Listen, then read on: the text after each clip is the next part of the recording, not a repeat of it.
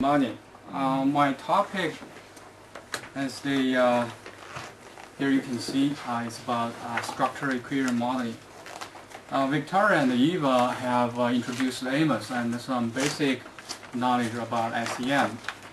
I will further, continue to cover some other software programs and some more advanced models in SEM.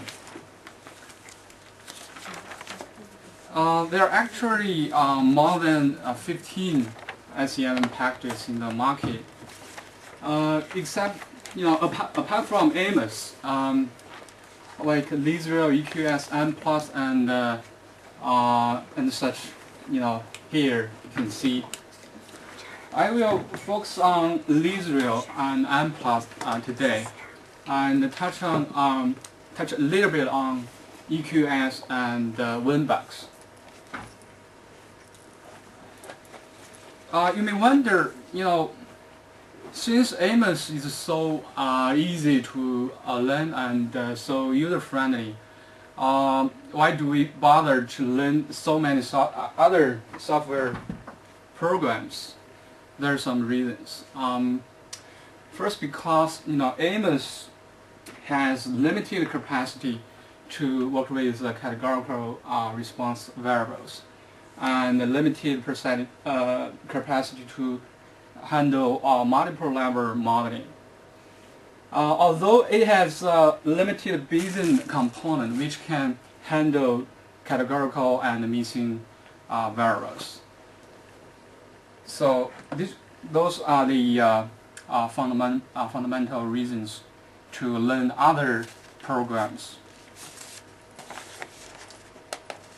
As you can see, there are some other advanced models, and AMOS, is not able to, handle. This graph, I draw this graph to show you the general picture about the SEM, the whole SEM. Like the general difference in statistics inference. There are two schools of SEM. One is, as you can see, covariance structure analysis, or CSA. The other one is Bayesian. Most programs in the market actually are based on CSA approach, and the only program called Winbox specializes in Bayesian estimation. Although actually AMOS and M+ have some basic Bayesian function. So as to the difference between CSA or Bayesian, or in other words, the traditional frequency-based statistics and Bayesian, I want to show you the difference, the fundamental difference through a equation. I think most of you are familiar with the likelihood function, or so-called maximum likelihood. P is probability. We have the data. We use the notation y, and the conditional on theta. Theta is parameters we are going to estimate. In likelihood function, or maximum likelihood, or other likelihood functions, basically we use some parameters. Actually, the parameters we just try. So it is an iterative process. Use different parameters to generate our data. But actually, in reality, we collected data. So basically, we have had data y, but we wanted to know parameters. In regression, the parameters would be like beta. So this is the likelihood function. So basically, it is the so-called traditional frequency-based statistics. Bayesian just adds in the prior information about the parameters. So here times theta, the prior distribution about theta, and divide by the marginal distribution of about the this part, or so-called normalizing constant. Here, basically, it's just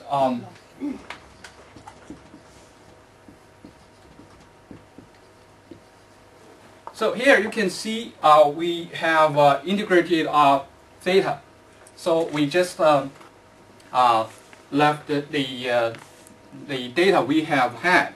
So it becomes a constant. So if we work on a single model, we basically can ignore this part.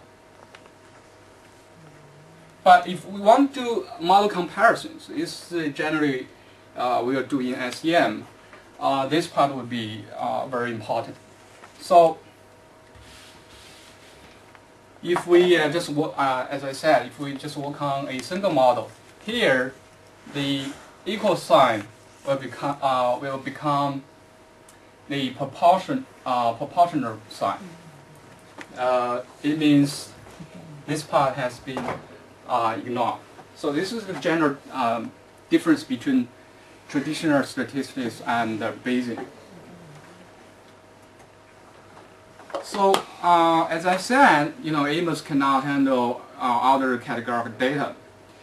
In our studies, we frequently use such scale, a 5-point or 4-point or 7-point scale. We generally consider them as continuous. Actually, it's not correct.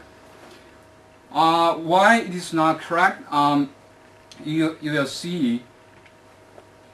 When we collect the data, we will see if you plot your data, you will see your data will not follow the normal distribution. Generally, it will strongly skewed or bimodal. Most of the people will answer strongly disagree or strongly agree. So it's not normal distribution. So you cannot use them. Otherwise, we'll get biased estimation about parameters. So how do we do? In SEM, there are some methods to actually handle such categorical data. The multi-stage method is the most popular method. The basic idea is to first generate a polycarpical correlation, and then generate a symptotic covariance matrix to estimate the SEM model. So this is the procedure. I skip this. So the general idea is, although our data are categorical, but we assume there is an underlying continuous factor which follows a normal distribution, a standard normal distribution, as you can see, and we use some proportion and threshold to generate the polycarp correlation. So basically, in SEM, it is advised that if your points are less than 9, you better treat them as categorical. So this is the next I will focus on the Lee zero model first. This is the general notations about Lee zero model. Basically in Lee zero, or Greek, you have to know some Greek letters. And this is the Merriman model. The previous slide is the structural model. Lee zero basically includes 3 parts. Prelist is used to manipulate data. Lee zero to estimate our SEM, the whole SEM model. And simplest is a simple version of Lisio. It uses some plain English. I never used it someplace, so I don't know how to use it. Lisio basically now has a point-and-click menu, so actually it's not that difficult to learn right now. So this is a language structure in Lisio. It's not difficult. I will explain in a minute. So this is the general structure of the language. This is the matrix. To learn Lisio, you have to have some basic matrix knowledge, very basic knowledge about the matrix. Next, I will show you how to write Lisio syntax using the simple case. This is a very simple model. Actually, as you can see here, there are two measurement models. Link them. Just there is a regression path. So here on the left palm, here it is called exogenous factor. In Lisio, we use the Greek letter Xi. Okay.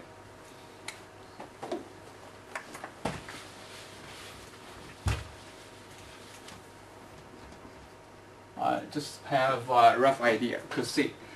And here it is the endogenous factor. It's called eta.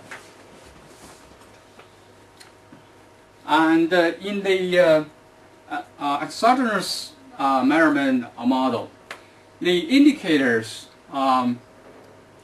we use the x.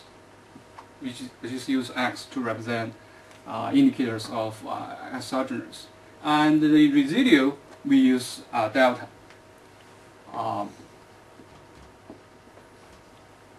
And on the right hand side, the measurement model of endogenous factor, the indicators we use just y.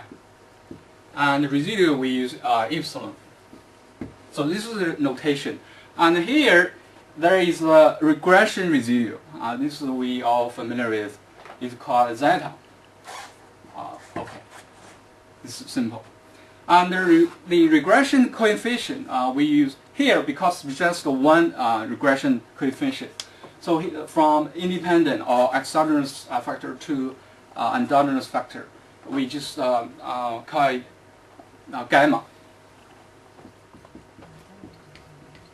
So this is a very simple model. When we write the syntax in Lisio,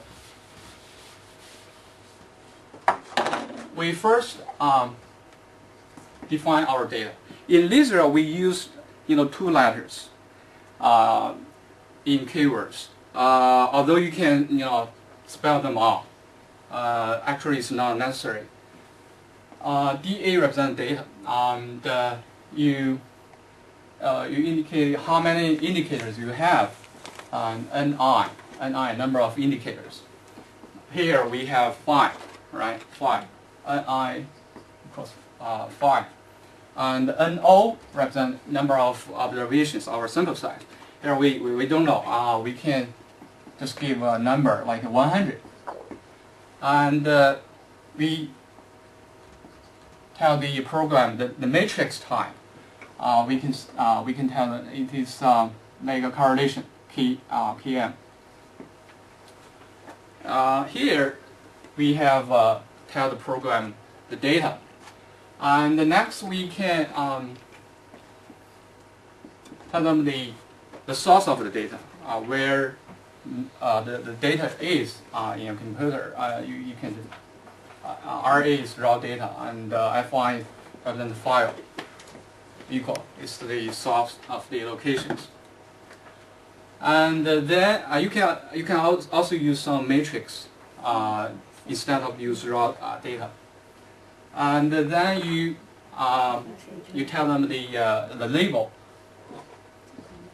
RA represents the label. So here tell them the labels of the indicator. Here you just write down the labels of your indicators. You just ignore them. And then you select them or recall them. SE represents selection. So in this part is very important. You should write the dependent indicators first. So here we need to write down unaided recall and aided recall, and in sequence here likability and types. So the sequence is very important in this part. And then you write down the model. Your model, what's your model is like. And here we tell the program how many indicators we have. So nx represents how many indicators in our exogenous part. So 3. And ny, how many indicators in endogenous part? 2. And how many exogenous factors? 1. nk 1. And how many endogenous? 1. ne equals 1. So it's very simple. And then you can tell the matrix type of your data. You can like here your regression coefficient gamma. You can tell it is like the full matrix, and freely estimate FR represents freely.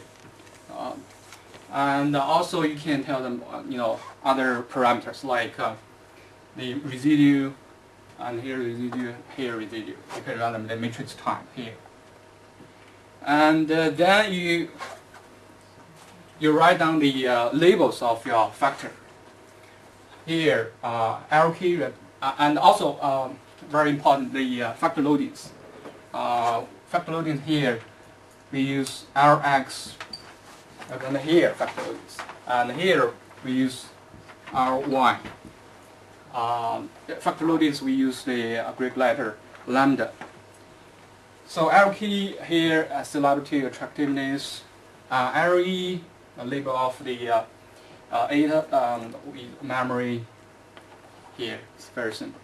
And then we can request, and we can make some constraints on the matrix. For example, here we fix them as 1. We just write VA represent, we fix the matrix here L like LX 3 1. When we write the matrix, always we write the dependent variable first in matrix. 3 here, because here in this measurement model the number is 3. So 3 1 1 represents the factor, so it's 1, and you can write down other constraints. And then if you want the program to generate a path diagram automatically, you can write down PD, path diagram, and you can request some outputs like standard error and t-value and some other information. So this is the Lisp language. It's very simple.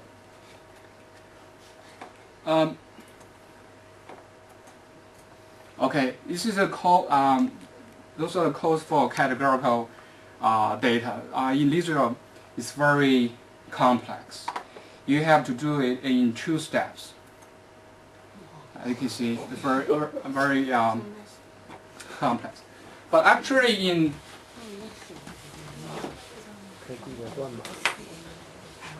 N+,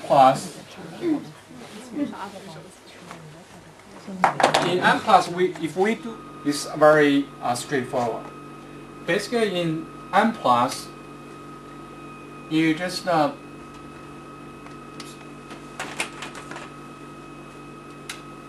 first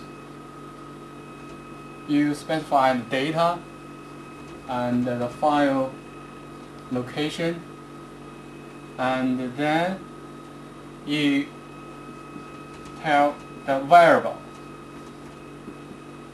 variable are the the indicators. You write them down here, and then you tell the program what are the categorical variables are. Categorical equals those categorical variables here. And the next, you specify the model. Basically, whatever your model is, you write down the model. If it is a regression like y on x, that's it. This is the estimation for categorical data in M+. It's much simpler than estimation in Lisio. Missing data. We all know there are three types of missing data patterns, like complete, random, and non-random. According to different missing patterns, there are some different imputation methods we can rely on, like regression, or simply replace with means, and EM algorithm, and Monte Carlo. Lisio can do basically most the imputation methods, and Amos EQS can do means and regression imputation. M+ also can does all the imputation. Apart from those imputation methods, M+ has a unique function to do the data generation. Namely, you don't have any data, you miss them all. This is actually a simulation study. Simulation study, I think, is very important sometimes when we do a empirical study. Before we collect data, we can do a simulation to see if there are some problems with our theoretical model, and that will sometimes save our cost and time. Nonlinear SEM. Nonlinear in SEM basically is about moderation and interaction among latent factors. In Lisio, there are some proposals to do nonlinear SEM. Product indicator approach is one of the most popular one, and there are a lot of authors who provide this solution. If you employ the product indicator approach in Lisio, it's actually very complex. This is the matrix form for doing a nonlinear SEM. Basically, you derive the product indicators, and those are the interactions among latent factors. If you write the syntax in Lisio, you can see how complex it is. There are two slides, and I think most of the time you will get some errors and such. So it's not very efficient. If you do it actually in M+, it's much simpler. M+ adopts an RMS approach. I will show you how to do it in M+. Still, M+, you tell the data and also the variable.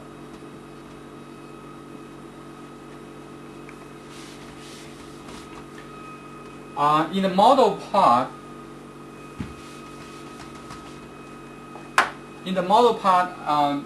you tell the program what the interaction factor is. You name the interaction factor, like P1, P2, and you tell the program P1 X with K2, and then output. If there are some other relationship, among factors and variables, for example, if there is a measurement model like a K1 by X1, X2, etc. So this is basically how we do interaction estimation in MPLOS. As you can see, it's much simpler than Lisio. And this is still the overview of what we have covered today. And among the 4 programs, there are some differences about the functions. I don't think I have time to elaborate too much on the specific functions, but I think you can have a rough idea about the differences among them. Those functions are advanced models. Most of them only can be done in MPLOS. And this table is still a general concurrent of the differences among the 4 programs. As you can see, the difficulty level and the function, and the number of functions, and the expertise of the programs. In terms of the specific function, Amos, I personally think it has the best function of creating graphs. If you want to publish your paper, you can use Amos to. When you want to publish your paper, you can use Amos to create a fancy graph.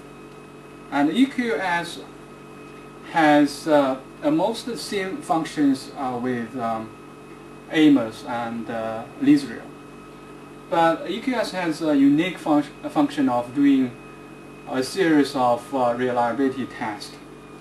We all know reliability tests for Cronbach alpha. But Cronbach alpha has a very restricted assumptions like equal factor loadings, equal error variance, or unit dimension. So there are actually a lot of other reliability tests. So EQS can provide other reliability tests.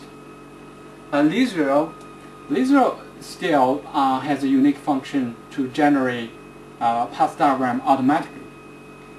Namely, you don't have to draw the graph by yourself.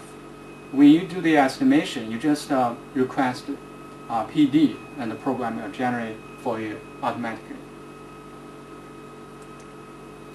There are 2 important references for you. Thank you.